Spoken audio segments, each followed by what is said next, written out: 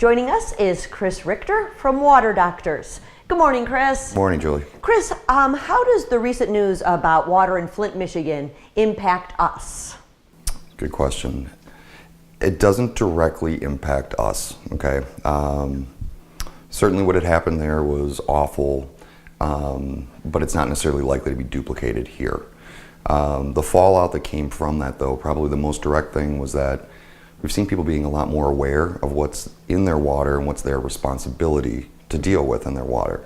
But concerns of, heightened levels of lead, that's not something we should expect on a widespread basis in the local area, but rather it's kind of opened a dialogue of what should we be treating in the water. Absolutely.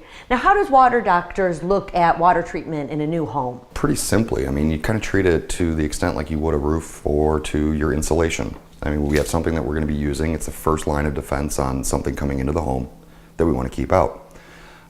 There's trade-offs. If we go lower on our R factor on insulation, we're going to end up paying for it in the long run. So the main goal with any water treatment is that we have something that is effective, efficient, and at the best value, both short and long term.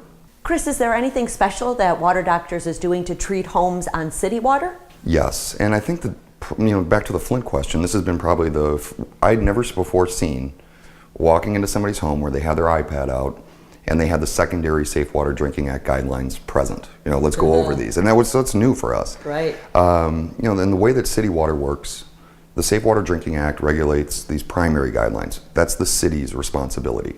And there's legal limits to what they need to do. There's always been these secondary guidelines, and secondary guidelines are really more health oriented. And they're optional things that a consumer can do. So for example, lead has a legal limit, its health limit is 0. So the closer we take it to 0, the better off we are. Mm-hmm. And then on a more global basis, the purpose of city water is to get rid of the immediate acute risks. So bacteria, cryptosporidium, those types of things.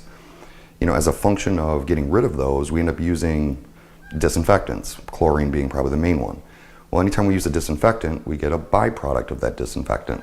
So on a primary guideline level, we want to get rid of bacteria, virus, parasites, all that kind of fun stuff. On a secondary guideline, we want to get rid of those disinfection byproducts, which are all the compounds that chlorine or bromine turn into on the process of treating the water. So very simply, that becomes just like we have an iron filter on a well, on a city water, we're looking at a dechlorinator.